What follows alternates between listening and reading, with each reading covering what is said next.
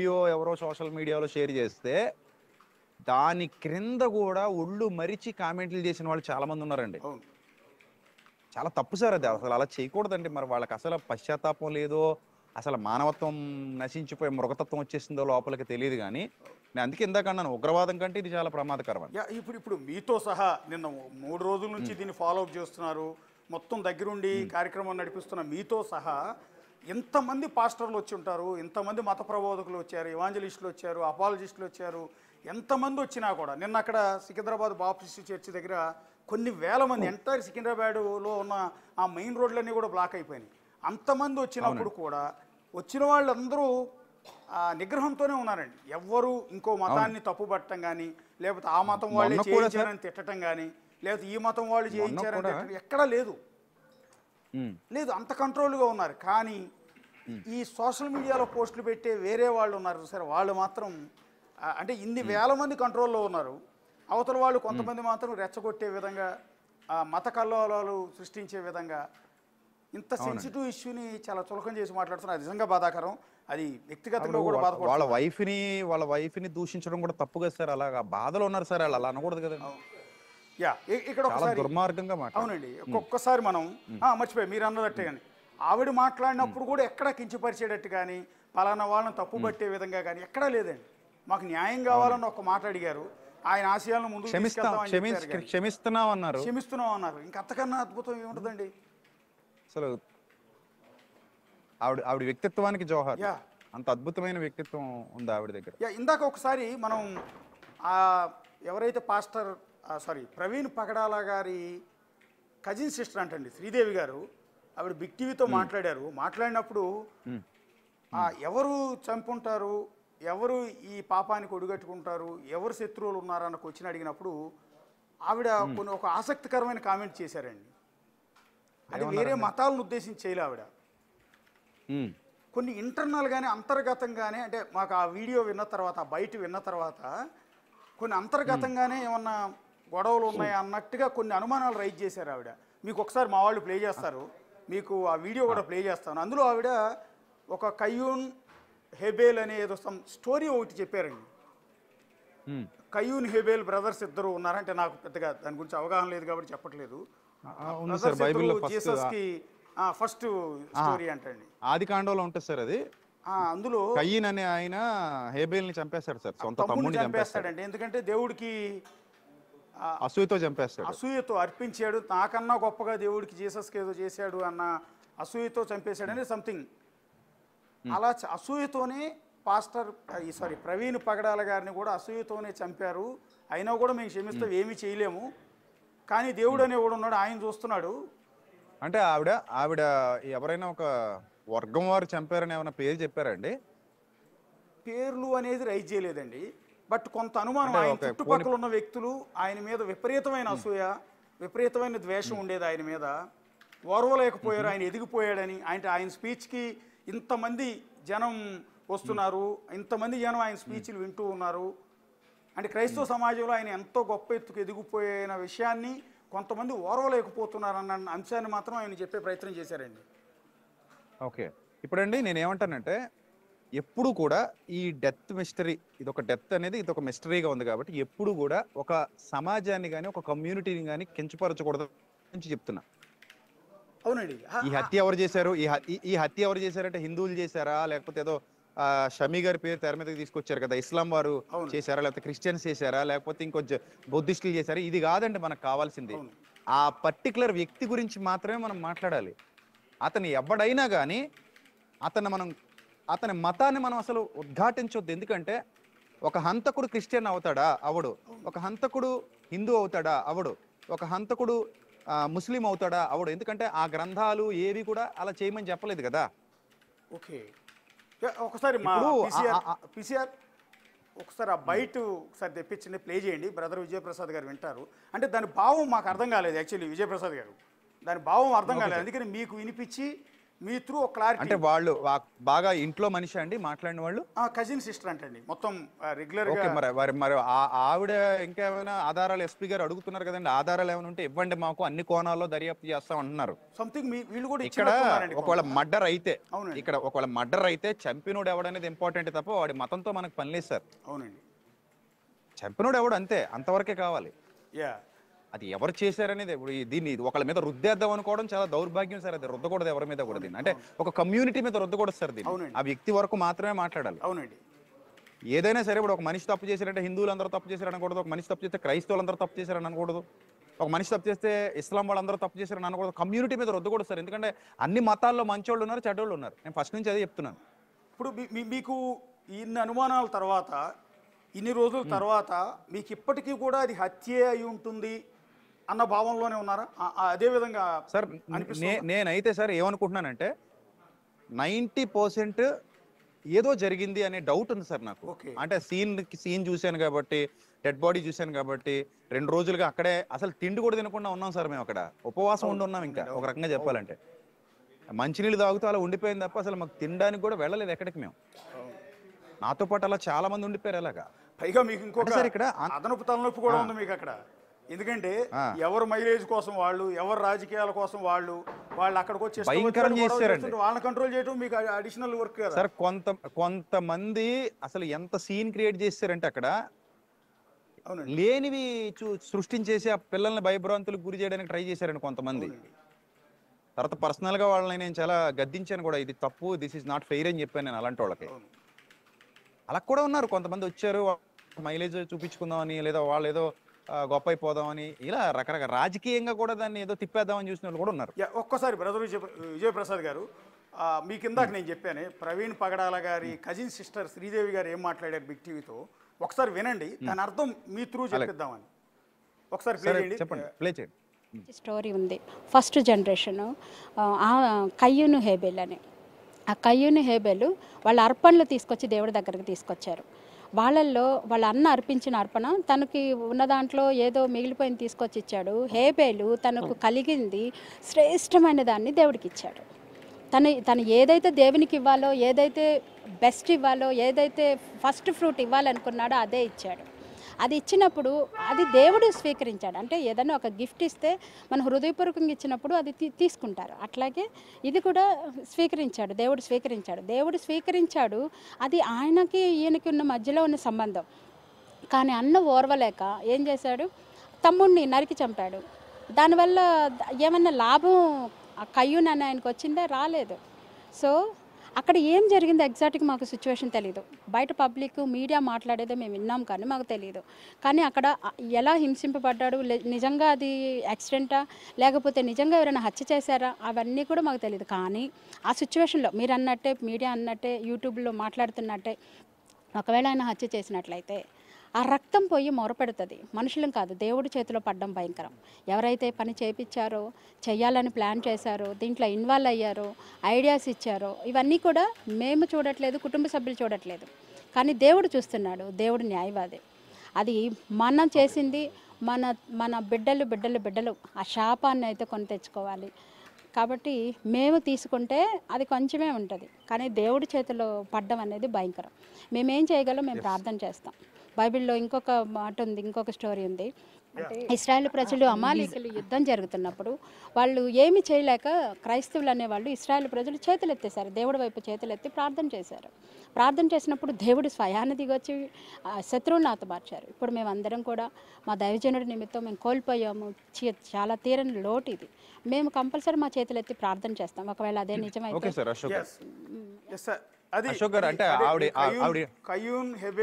Intention ఏంటంటే అక్కడ ఆవిడ ఇంటెన్షన్ ఏంటంటే రక్తం మొరపెడుతుంది అనే ఇంటెన్షన్ లో చెప్పింది సార్ ఆవిడ. ఓకే. అంటే ఆవిడ ఇంటెన్షన్ ఏంటంటే తీసుకుని కయీన్ అనే అతను హేబేల్ని చంపేశాడు. ఓకే.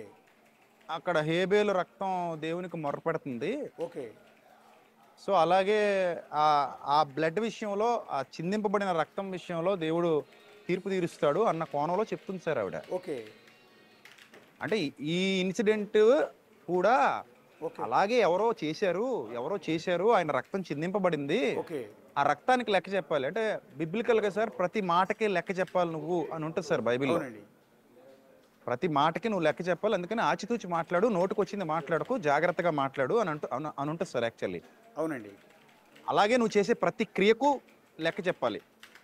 ఓకే. అంటే నువ్వు ఏం విత్తుతున్నావో ఆ పంట కొయ్యాలని ఉంటుంది సార్ బైబిల్లో.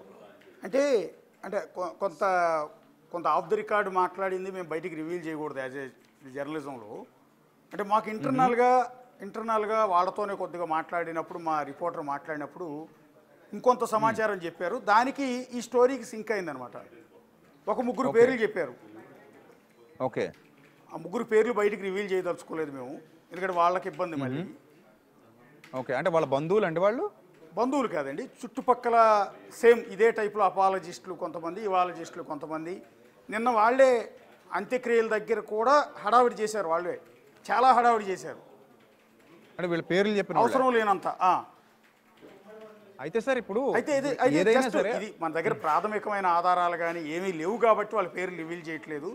జస్ట్ మీ ఐడియా కోసం, అంటే మీ ఆలోచన. అంటే సార్ ఇప్పుడు ఒక పాయింట్ చెప్తాను సార్. మొన్న మేము పంచనామా రాస్తున్నప్పుడు ఓకే, ఎస్పీ గారి సమక్షంలో వాళ్ళు ఏం అడిగారంటే అనుమానితుల పేర్లు చెప్పండి అని అడిగారటండి సార్. నేను ఆ పేర్లు అవి నాకు తెలియదు సార్, ఏం రాశారో తెలియదు. 5గురిలో నేను లేను. ఓకే, నేను బయట జనాన్ని కంట్రోల్ చేసే పనిలో ఉన్నాను నేను. ఓకే. అయితే అక్కడ ఎవరో 5గురు కూర్చున్నారు, అనుమానితుల పేర్లు చెప్పండి అని వాళ్ళ ఫ్యామిలీని అడిగారు సార్ వీళ్ళు. ఓకే, పోలీసులు అడిగారు సార్, ఫ్యామిలీని అక్కడ ఉన్న పెద్దల్ని అడిగారు సార్. ఓకే. అప్పుడు మరి ఈ పేర్లు అక్కడ చెప్పుంటే చాలా బాగుండేది కదా సార్. సంథింగ్ ఒకవేళ ఇప్పుడు ఏమైనా చెప్తారా చెప్పే ఆలోచనలో మరి చెప్తే మంచిదే కదా సార్. ఇప్పుడు అనుమానితుల పేర్లు అడిగినప్పుడు మీకు ఎవరి మీద అనుమానం ఉందా, సస్పెక్ట్లు ఎవరైనా ఉన్నారా చెప్తే మేము ఇంటరాగేషన్ చేస్తాం, పిలిపిస్తామని వచ్చిన వాళ్ళని బంధువులు ఎవరైతే డెడ్ బాడీ కోసం వచ్చారో వాళ్ళని అడిగారు సార్ వాళ్ళు. ఓకే, ఓకే, పోలీస్ వాళ్ళు. ఓకే. మరి వీళ్ళు చెబితే ఇప్పుడైనా పర్లేదు, చెబితే వాళ్ళు యాడ్ చేసుకుంటారు, ఇంటరాగేషన్ చేస్తారు. ఒకవేళ అలాంటి కోణం ఏమైనా ఏమంటే ఏం జరిగినా ఆ వ్యక్తి ఎవడైనా, వాడు అపాలజిస్ట్ అయినా, ఇవాంజలిస్ట్ అయినా, పాస్టర్ అయినా, ఇమామ్ అయినా, లేకపోతే ఇంకొక గురువు అయినా, ఇంకొక బాబా అయినా, ఎవరైనా కానివ్వండి, ఆ మతానికి ఆ వ్యక్తికి సంబంధం లేదండి. ఓకే. అంటే యాక్చువల్లీ ఆ 3 మీకు కూడా తెలిసిన వాళ్ళే. ఓకే. ఆ 3 మీకు కూడా తెలిసిన వాళ్ళే బహుశా.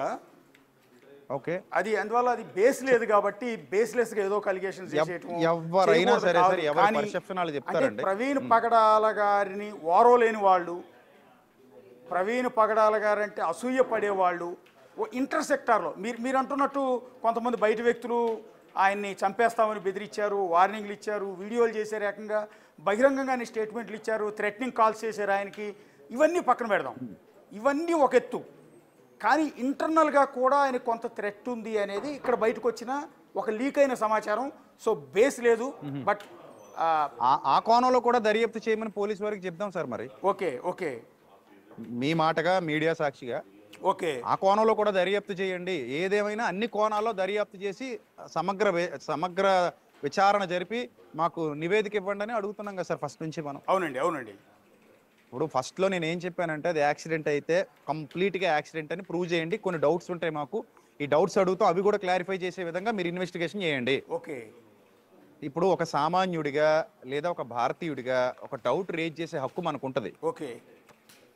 మనం డౌట్స్ ఇవి మా డౌట్స్ నేను ఫస్ట్ నుంచి చెప్పాను. ఓకే. ఈ ఏదైతే టోల్ గేట్ ఉందో దానికి ముందు ఏం జరిగింది అదొక డౌట్ ఉంది. మధ్యలో ఎవరైనా కొట్టారా, ఆ హెడ్ లైట్ ఎందుకు పగిలింది, ఆయన ఎందుకు సిగ్నల్ లైట్ వేసుకుని వస్తున్నాడు, ఆ ముందు ఏం జరిగిందని సీసీటీవీ ఇవ్వండి అని అడిగామండి. డౌట్ ఉందని అడిగాం. అవునండి. తర్వాత ఆయనకి ఎవరైనా ఇంజక్షన్లు చేశారా, లేకపోతే దారిలో ఏమైనా దాడి చేసి ఆయన ఏమైనా కొట్టారా, హింసించారా, లేకపోతే ఏమైనా ఆయనకి ఏమైనా డ్రగ్స్ ఏమైనా లోపలికి ఏమైనా ఇచ్చారా. అవునండి. అంతకు ముందు కూడా డ్రైవింగ్ ఎలా చేశాడు, అంతకు ముందు హెడ్ లైట్ ఎప్పుడు ఆగిపోయింది, ఏ టోల్ గేట్ వరకు హెడ్ లైట్ పనిచేసింది విజయవాడ నుంచి. మా కొంత ఇంటర్నల్గా సమాచారం వచ్చిందండి. అదేంటంటే ఆ రోజు ఇన్సిడెంట్ జరిగిన రోజు సాయంత్రం 4:10 విజయవాడకు ముందు వచ్చే నందిగామ దాటిన తర్వాత వచ్చే కీసర టోల్ గేట్ ఉంది కదా, కీసర టోల్ గేట్ని ఆయన 4:10 క్రాస్ చేశారు. 9:20 పొట్టిపాడు టోల్ గేట్ దగ్గరికి వచ్చారు ఆయన. అప్పటికి లైట్ వెలుగుతుందండి. పొట్టిపాడు టోల్ గేట్ దగ్గర కూడా లైట్ వెలగట్లా. మనం ఇప్పటి వరకు చూసింది ఏంటంటే కొవ్వూరు టోల్ గేట్ దగ్గరికి వచ్చిన తర్వాత సీసీ ఫుటేజ్లో ఒక రైట్ సైడ్ ఇండికేటర్ మాత్రమే వెలుగుతోంది. మెయిన్ హెడ్ లైట్ పనిచేయటం లేదు. ఆయన బండిని కూడా చాలా ఇబ్బందికరంగా నెట్టుకుంటూ వస్తున్నారు. ఆ దృశ్యాలు మాత్రమే చూసాం. కానీ మాకున్న సమాచారం ఏంటంటే కీసర టోల్ గేటు సాయంత్రం 4 గంటల 10 నిమిషాలకి కీసర టోల్ గేట్ క్రాస్ చేశారు. అప్పటికి ఇంకా పగలే ఉంది. అప్పటికి ఇంకా పగలు ఉంది కాబట్టి లైట్ ఆన్ చేయలేదు. అది పని చేస్తుందో లేదో మన క్లారిటీ లేదు. ఆటోమేటిక్ గా లైట్ పగలు కూడా వెలిగేస్తున్నాయి కదా సార్ బైకులకి. అంటే రీసెంట్గా ఏదో 5G ఇట్లా వచ్చినాయండి. ఈ రీసెంట్గా వచ్చిన బైకులకి తప్ప పాత బైకులకి లేదు అట్లా. రీసెంట్గా వచ్చిన కొత్త మోడల్స్కి పొల్యూషన్ సంథింగ్ ఏదో ఇచ్చారు కదా 5G 4G అని ఇట్లా దాంట్లో భాగంగా ఇచ్చినట్టున్నారు నేను అనుకోవటం. సో దీనికి వెలిగే అవకాశం లేదు. కానీ 9 గంటల 20 నిమిషాలకు గన్నవరం దాటిన తర్వాత వచ్చే టోల్ గేట్ ఉంది కదా, Pottipadu toll gate, not Kalaparru. అవునండి. కలపర్రు అంటే మళ్ళీ ఏలూరు దాటిన తర్వాత వచ్చేది. అవునండి. అని హనుమాన్ జంక్షన్ దాటిన తర్వాత హైవే మీద వచ్చేది కలపర్రు. దానికంటే ముందు గన్నవరం దాటిన తర్వాత వచ్చేది పొట్టిపాడు టోల్ గేట్. అక్కడికి 9 గంటల 20 నిమిషాలకు క్రాస్ చేశారు. క్రాస్ చేసినప్పుడు కూడా హెడ్ లైట్ వెలగట్లేదు. ఇది అదనపు సమాచారం. ఇంకో విషయం ఏంటంటే కీసర టోల్ గేట్ నుంచి పొట్టిపాడు టోల్ గేట్కి వితిన్ 2 అవర్స్లో వచ్చేయచ్చు. ఓకే. కానీ ఈయన రావడానికి 5 గంటల సమయం పట్టింది. పోనీ విజయవాడ వెళ్ళి ఎవరినన్నా కలిశారా అంటే ఈయన విజయవాడ నుంచి రాలా, గొల్లపూడి నుంచి కొత్త బైపాస్ రోడ్ వేశారు. మీకు ఐడియా ఉంది కదా? అవునండి. గొల్లపూడి నుంచి మొదలుపెట్టి బీబీగూడెం మీదుగా చిన్నవుటుపల్లి మెడికల్ కాలేజ్ ఉంది కదా, అక్కడ ఎక్కుతుంది. అప్పుడు మీరు విజయవాడ సిటీని టచ్ చేయము, కనకదుర్గ ఫ్లైఓవర్ని టచ్ చేయము, బెంజ్ సర్కిల్ టచ్ అవ్వదు, మీకు ఇవేమీ టచ్ అవ్వవు. డైరెక్ట్గా ఇటు బైపాస్ అండి, షార్ట్ కట్ అది. ఆ షార్ట్ కట్లో వచ్చారు కాబట్టి ఇంకా ఫాస్ట్గా రావచ్చు ఈయన వచ్చే బుల్లెట్ మీద కాబట్టి. కానీ 5 గంటల సమయం పట్టింది. మధ్యలో ఏమన్నా ఆగారా, ఎవరన్నా కలిశారా, లేకపోతే ఎవరన్నా ఆయన ఆపారా, ఇవేమి తెలియదు. 9 గంటల 20 నిమిషాలకు పొట్టిపాటు. నేను అందుకే పోలీస్ వారిని ఏం రిక్వెస్ట్ చేశానంటేనండి, ఓకే, ఆయన సిగ్నల్ ట్రేస్ చేయమని అడిగాను నేను. ఓకే, ఇప్పుడు పోలీస్ వారు తలుచుకుంటే ఆయన సిగ్నల్ ట్రేస్ చేయొచ్చు. ఆయన నెట్వర్క్ తో పాటు సమానంగా ట్రావెల్ చేసిన నెట్వర్క్ కానీ ఆయన నెట్వర్క్ దగ్గర నిలిచిన నెట్వర్క్ డంప్ వేస్తే తెలిసిపోద్ది ఆయనకి. అక్కడ ఏ నెట్వర్క్ ట్రావెల్ చేసింది, ఆయనతో పాటు ట్రావెల్ చేసిన నెట్వర్క్ ఏముంది వాళ్ళకి తెలిసిపోద్ది కదా సార్ ఈజీగా. మీరు అది ఆయన నెట్వర్క్ ట్రేస్ చేయండి అని అడిగాను సార్ నేను. ఓకే, ఆయన ఫోన్ సిగ్నల్స్ ఎక్కడి నుంచి ఎక్కడికి వెళ్ళాయి, ఎలా ట్రావెల్ చేశాడు, ఓకే, ఎక్కడ ఆగాడు, ఎంతసేపు ఆగాడు, మీకు అన్ని తెలిసిపోతాయి కదా సార్. ఆ సమాచారం ఇవ్వండి సార్ అని అడిగానండి. ఓకే, చూద్దామండి, అన్ని కోణాల్లో పరిశీలిద్దాం అన్నారు. ఓకే, సమగ్రంగా దర్యాప్తు చేస్తామండి, మీకు ఏం ప్రాబ్లం లేదని చెప్పారండి ఆ రోజు. ఓకే, మీరు ఇంకోటి ఎందుకు సార్ ఇప్పుడు ఓకే ఇలా వదిలే కొలిది పెద్దదైపోతుంది సార్ ఇష్యూ, ఇది అలా పెరుగుతూనే ఉంటుంది సార్. అదేనండి, పోలీస్ డిపార్ట్మెంట్ నుంచి ఎప్పటికప్పుడు అది క్రైస్తవ సమాజానికి మాత్రమే కాదు, ఎంటైర్ సొసైటీకి వాళ్ళు ఇవ్వాల్సిన ఆన్సరబుల్ పోలీస్ డిపార్ట్మెంట్. ఎందుకంటే వాళ్ళు ఎప్పటి అప్డేట్ అప్పుడు ఇస్తూ ఉంటే ఇలాంటి అనుమానాలు రైజ్ అవ్వాలి. ఈ రైజ్ అయ్యే కొద్దీ ఏమవుతుందంటే ప్రెషర్ కుక్కర్ మాదిరిగా ఉంటుంది, ఒక్కసారిగా బ్లాస్ట్ అవుతుంది. అసలు పోస్ట్ మార్టం జరిగిన ఒక 1 డే లోపే ప్రైమరీ రిపోర్ట్ ఇచ్చేస్తే ఎంత సమస్య కూడా ఉండదు సార్. యాక్చువల్లీ అప్పుడు అడిగే వాళ్ళు క్వశ్చన్స్ అడుగుతారు, మీడియా ప్రశ్నిస్తుంది. ఆ రోజు ప్రెస్ మీట్ పెట్టారు కదా, అప్పుడు మీలా చాలా మంది మీ వాళ్ళందరూ వచ్చారు, మీడియా అడిగారు. ఆయన చాలా వాటికి ఎస్పీ గారు కూడా సమాధానాలు ఇచ్చారు. ఫర్దర్ గా ఇంకా ఇన్వెస్టిగేషన్ జరుగుతోంది, అంతా నేను ఇస్తానని ఆయన మాట ఇచ్చారు. అవునండి. సోషల్ మీడియాలో ఎవరైనా వ్యతిరేకంగా పోస్టులు పెట్టినా, మతాలకి విరుద్ధంగా పెట్టినా వాళ్ళ మీద చర్యలు తీసుకుంటామని కూడా చెప్పారు ఆయన. అవునండి. మరి ఇప్పుడు మీరు కొవ్వూరు టోల్ గేట్ దగ్గర విజువల్ చూశారు కదా, అందులో మీకు ఏమైనా అనుమానం ఉందంటే ఆయన బాడీ లాంగ్వేజ్ కానీ ఆల్రెడీ రైట్ ఇండికేటర్ వేసుకుంటూ వస్తున్నారు. రెండోది ఉంది సార్, ఆయన బండి ఊగుతుంది సార్, బండి ఊగుతోంది, 2 కాళ్ళతో నెట్టుకుంటూ వచ్చారు కొద్ది దూరం. అవునండి, అబ్నార్మల్ గా ఉంది కదా. అవునండి, అసలు ఆ వీడియో చూసాకనే డౌట్ రేజ్ అయింది. ఓకే, ఆయన ఎందుకు ఏమండి, ఆయన నాకు తెలిసిన సమాచారం మేరకు ఆయన ఒక పూట మాత్రమే భోజనం చేస్తారట. ఓకే, మధ్యాహ్నం. ఓకే, మా దగ్గరకు వచ్చినప్పుడు కూడా ఆయన ఏం తినలేదు. ఓకే, డైట్ లో ఉంటున్నాను నేను, డైలీ 1 డే 1 మీల్ మాత్రమే నేను తీసుకుంటా, మిగిలిన టైంలో బుల్లెట్ కాఫీ తాగుతా అన్నాడు. ఓకే, ఇప్పుడు అన్ని గంటలు ఆగడానికి ఆయన ఎక్కడా కూడా భోజనానికి ఆగే పరిస్థితి కూడా లేదు ఇంకా. ఓకే, మధ్యాహ్నమే భోజనం చేస్తాడు ఆయన, ఈవినింగ్ బుల్లెట్ కాఫీ తాగుతానన్నాడు ఆయన. అవును. మరి ఆయన ఇంకా ఎక్కడ ఏ రెస్టారెంట్లో ఆగుతాడు, ఎక్కడ ఆగుతాడు? పోనీ మధ్యలో ఎవరైనా కలిస్తే ఎప్పటికే చెప్పేసేవారు కదా, మమ్మల్ని కలిసే వచ్చాడు అక్కడికని. అవునండి. ఇప్పుడు ఒకవేళ ఆయన కలిస్తే క్రిస్టియన్ సొసైటీలో ఎవరినైనా కలిస్తే వాళ్ళే చెప్పేసేవారు కదా, ప్రవీణ్ గారు మమ్మల్ని ఈ టైంకి కలిశారు, విజయవాడలో కలిశారు, లేదా దారిలో కలిశారు, మేము కాసేపు మాట్లాడుకున్నాం, అక్కడ నుంచి మా దగ్గర నుంచే రాజమండ్రికి బయలుదేరాడు అని చెప్తారు కదా. అవునండి. మరి అలాంటి సమాచారం కూడా ఇప్పటివరకు ఎవరు ఇవ్వలేదు కదండి. అవును ఆయన ఫోన్ కూడా పోలీసులు హ్యాండ్ ఓవర్ చేసుకున్నారు కదా. అవునండి. యాక్చువల్లీ ఆయన మరి బుల్లెట్ అందులో రాయల్ ఎన్ఫీల్డ్ ఉంది కదండి. సారీ మీరు చెప్తున్నారు, కంటిన్యూ చేయండి. అలా ఏదైనా ఉంటే కొవ్వూరు దగ్గరికి వచ్చేసరికి ఆయనకి ఏమైంది, ఎందుకు అలాగా ఊగుతున్నాడు, అది హెడ్ లైట్ ఎందుకు పగిలినట్టు కనబడుతుంది అవునండి. అనేది కూడా మరి ఇన్వెస్టిగేషన్ లోనే తేలాల్సినటువంటి విషయం సార్.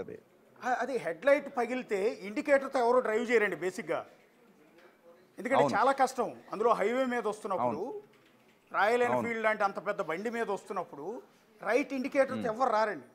తర్వాత బిఫోర్ దట్ ఆయన ఫోటోలు మాకు వచ్చాయండి. ఆయన బైక్ వాడుతున్నప్పుడు వేరే ఫోటో, అంటే ఆ రోజు ఇది కాదు, బహుశా టీ షర్ట్తో ఉన్నాడు ఆయన. ఆ రోజు బుల్లెట్ మీద వస్తే చక్కగా ఆ బుల్లెట్కి ముందు హెడ్ లైట్ ఉంది కదా, హెడ్ లైట్ మీద దాన్ని ఏమంటారంటే ఐరన్ గ్రిల్ లా ఉంటుంది కదా, గ్రిల్ లా ఉంటుంది మెస్. అవునండి. ఇది లైట్ సేఫ్టీ కోసం పెట్టేది, అది కూడా పెట్టుంది దానికి. అది పెట్టుంటే ఇన్ కేసు యాక్సిడెంట్ అయ్యి కింద పడినా కూడా అద్దం పగలదండి, ఎందుకంటే అంత స్ట్రాంగ్గా ఉంటుంది. ఆ హెడ్ లైట్కి పెట్టేది యాక్చువల్లీ బుల్లెట్ వాడే ప్రతి ఒక్కళ్ళకి కూడా తెలుసు. అంటే ఎవరో కొట్టుండాలి, దేంతోనో ఒక బలమైన రాడ్తో కొట్టుంటేనే అది ఊడిపోతుందండి. అది మామూలుగా ఊడదు, ఎందుకంటే ఒకవేళ వెళ్ళి బండి బుల్లెట్ కింద పడినా కూడా, రన్నింగ్లో వచ్చి కింద పడినా కూడా హెడ్ ల్యాంప్ని కాపాడటానికి ఆ గ్రిల్ పెడతారు. యాక్చువల్లీ దాని పేరేదో ఏం వాడతారు బైక్ రైడర్స్ బేసిక్గా. ఎస్, ఆ ఫోటో కూడా ఉంది మా దగ్గర, ఒకసారి చూపించే ప్రయత్నం చేస్తాను నేను మీకు. బిఫోర్ దట్ ఫోటో అది. మరి అలా ఉన్న ఆ హెడ్ ల్యాంప్ అనేది ఎక్కడ పగిలింది, ఎందుకు పగిలింది, అది లేకపోతే మీలాంటి వాళ్ళు అక్కడ రాజమండ్రి చుట్టుపక్కల బోల్డ్ మంది ఉన్నారు. లేదా వచ్చే దారిలో కూడా చాలా చాలా రామ్మోహనే ఉన్నాడు, బైక్ మెకానిక్స్ ఉంటారు, లేదా వాళ్ళు రామ్మోహన్ ఫోన్ చేసి ఆ బైక్. ప్రవీణ్ గారికి ఉన్న ఒక అలవాటు ఏంటంటే, నాకు తెలిసి ప్రవీణ్ గారికి ఉన్న ఒక అలవాటు ఏంటంటే, ఏం చేసినా కూడా సోషల్ మీడియాలో పెడతాడండి ఆయన. పెడతాడు పోనీ, సోషల్ మీడియాలో బాగా ఇంటరాక్ట్ అయి ఉంటాడు ఆయన. ప్రతి చిన్న విషయం పెడతాడు. వాళ్ళ మిస్సెస్ కి ఓకే హౌస్ హోల్డ్ చోర్స్ అంటారు కదా, ఈ గిన్నెలు కడుగుతూ కూడా నేను నా మిస్సెస్ కి హెల్ప్ చేస్తున్నానని ఒక ఫోటో పెట్టాడు గతంలో. అంటులు తోముతూ కూడా తోముతూ నేను నా మిస్సెస్ కి హెల్ప్ చేస్తున్నాను అని చెప్పేసి ఆ ఫోటో పెట్టాడు ఆయన. అలాగే పిల్లలతో కలిసి ఉన్న ఫోటోలు పెడతాడు. మళ్ళీ మొన్న సండే అనుకుంటాను, నేను ఎక్కడో హైదరాబాద్ సైనిక్ పూరిలో అవైలబుల్గా ఉంటాను, ఈ రోజు ఇక్కడ నేను మెసేజ్ చెప్పబోతున్నాను కొన్ని విషయాల మీద, సో అందరు రండి, వీలున్న వాళ్ళందరూ రండి అని చెప్పి ఒక పోస్ట్ పెట్టాడు ఆయన. ఎప్పటికప్పుడు అప్డేట్స్ ఇస్తా ఉంటాడు ఆయన ఫేస్బుక్ లో. అవునండి. మరి అలాంటిది ఒక ఇన్సిడెంట్ జరిగితే ఎందుకు అప్డేట్ ఇవ్వకుండా ఉంటాడు? ఈ లొకాలిటీలో ఎవరైనా మన వాళ్ళు ఉన్నారా అని అడుగుతుంటాడు కొన్ని సందర్భాల్లో. అడగొచ్చు కూడా, లేదా బైక్ అక్కడ పెట్టేసి అడిగాడు ఆయన ఫేస్బుక్ లో నెంబర్ ఆఫ్ టైమ్స్. మీరు కావాలంటే ఆయన ఫేస్బుక్ లోకి వెళ్ళి చెక్ చేయండి. నేను పలానా ఏరియాకి వస్తున్నాను, మన వాళ్ళు ఎవరైనా ఉన్నారా, లేదా పలానా ఏరియాలో నాకు తెలిసిన వాళ్ళు మనకి ఏమైనా అవైలబుల్గా ఎవరైనా ఉన్నారా, ఇలా మెసేజ్లు పెట్టిన దాఖలాలు కూడా ఉన్నాయి. మరి అలా చేయొచ్చు కదా, ఎందుకు ఏమైంది అనేది మరి అది దేవుడికి తెలియాలి, ఇన్వెస్టిగేషన్లో పోలీసు వారికి తెలియాలి.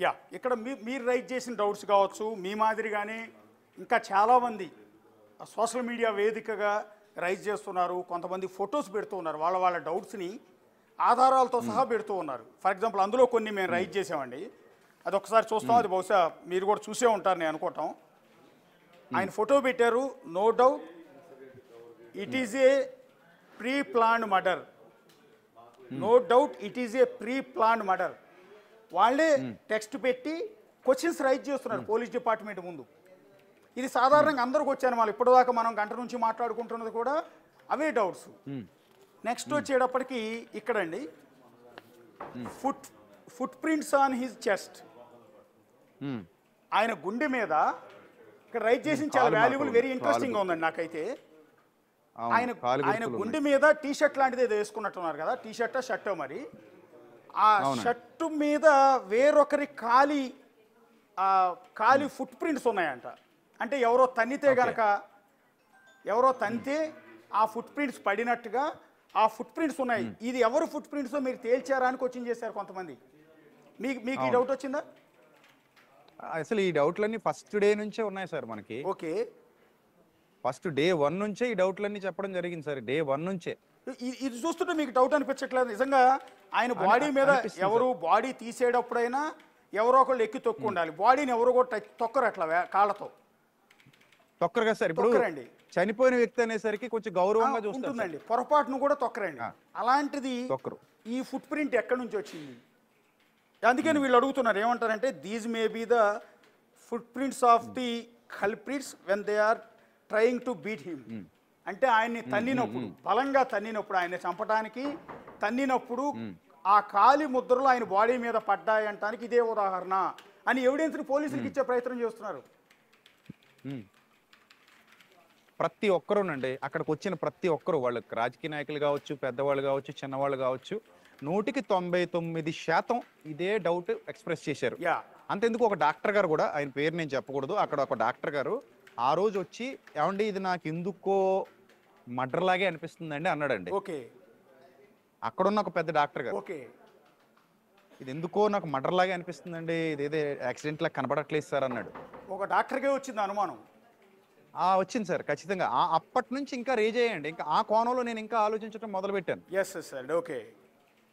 ఆలోచించడం మొదలుపెట్టి ఆ రోజు మీడియా వచ్చి రాగానే నేను ఈ ప్రశ్నలు అడగడం స్టార్ట్ చేశాను. మీడియా ముందే అడిగాను. స్టార్ట్ అయింది యాక్చువల్లీ ఈ డౌట్స్ అనేవి, ఈ క్వశ్చన్స్ అనేవి మీ నుంచే స్టార్ట్ అయింది యాక్చువల్లీ. అవునండి. ఇక్కడ నెక్స్ట్ ఇంకోటి ఉంది చూడండి, ఇంకొక ఫోటో పోస్ట్ చేశారు బైక్ది. బైక్ పడిపోయిన పొజిషను, పడిపోయిన బైక్ ఫోటో పెట్టారు.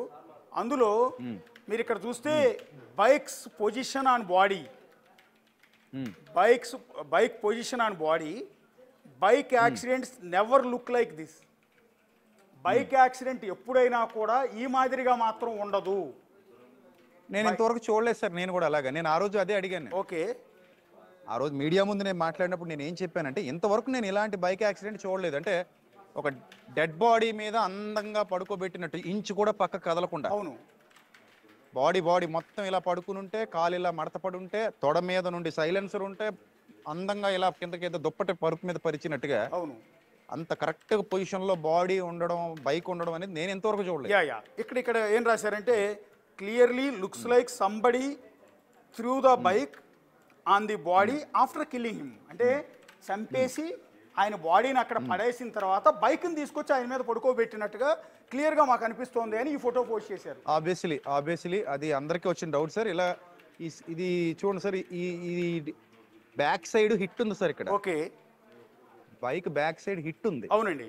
ఏది నంబర్ ప్లేట్ మీద, నంబర్ ప్లేట్ మీద నెంబర్ ప్లేట్ మీద బలంగా ఉంగిపోయింది. పైన హెడ్ లైట్, ఆ డేంజర్ లైట్, దాని మీద కూడా గట్టిగా గుద్దినట్టు ఉంది సార్ ఇది. అవునండి. అది మరి ఇది ఎగిరి పడితే ఇది ఎందుకు ఉంటుంది సార్, మనిషి శరీరం మీద పడితే? అవును. ఇంకోటి మీరు స్టార్టింగ్ ఒక పాయింట్, వాల్యుబుల్ పాయింట్ ఒకటి రైజ్ చేశారు. ఇక్కడ మీకు ఈ ఫోటో చూపిస్తున్నప్పుడు గుర్తు చేస్తున్నాను. మీరు అన్నారు ఏంటంటే, ఇన్ని కిలోమీటర్లు హైదరాబాద్ నుంచో లేకపోతే విజయవాడ నుంచి ఇన్ని వందల కిలోమీటర్లు ఆ బుల్లెట్ మీద జర్నీ చేస్తూ వచ్చారు. రాయల్ ఎన్ఫీల్డ్ కాదు, ఏ బైక్ అయినా సరే దాని సైలెన్సర్ కాలిపోతూ ఉంటుంది చాలాసేపు. Full heat. రాయల్ ఎన్ఫీల్డ్ ఎక్కువ హీట్ ఉంటుంది సార్. ఒక ఆయన స్టేట్మెంట్ ఇచ్చాడు, క్యాజువల్ గా ముట్టుకుంటే చేయి కాలిపోయిందంట. చేయి కాలిపోతుంది కూడా, చాలా మంది కాలుతుంది. ఏ బైక్ అయినా సరే కొద్ది దూరం జర్నీ వెళ్ళినా కూడా ఆ పొగంతా కూడా దాని నుంచి బయటికి ఎక్స్ప్లోర్ అవుతుంది. గతంలో కూడా నాకు ఎక్స్పీరియన్స్ ఉందండి. ఉంది. నేను చాలా సంవత్సరాల క్రిందట స్ప్లెండర్ బైక్, మా ఫ్రెండ్ నేను ఒక సినిమాకి వెళ్తుంటే చాలా సంవత్సరాల క్రిందట. అవునండి. అది ఎప్పుడు ఐ థింక్ ఒకే ఒక్కడు అర్జున్ మూవీ ఆ టైంలో మేము వెళ్తుంటే స్ప్లెండర్ మీద నేను నా కాల్ పెట్టానండి, సైలెన్సర్ మీద. నేను ఇక్కడ నుంచి మేము 8 కిలోమీటర్స్ జర్నీ చేసాం సార్. అవునండి. ఇది నా అనుభవం చెప్తున్నా. 8 కిలోమీటర్స్ జర్నీ చేసేసరికి నా చెప్పు సగం కాలిపోయింది సార్ కింద. అవునండి. సైలెన్సర్కి అంటుకుపోయిందండి, అది కరిగిపోయి సైలెన్సర్కి అంటుకుపోయి చెప్పు సగం కాలిపోయింది సార్ ఇది అప్పట్లో. అవునండి. అంటే ఆ రోజుల్లో స్ప్లెండర్ అనేది ఇప్పుడు చాలా చిన్న బండి. ఇంకా రాయల్ ఎన్ఫీల్డ్ తో పోల్చుకుంటే స్ప్లెండర్ అనేది చాలా చిన్న బండి. ఇది చాలా సీసీ కూడా ఎక్కువ. అవునండి.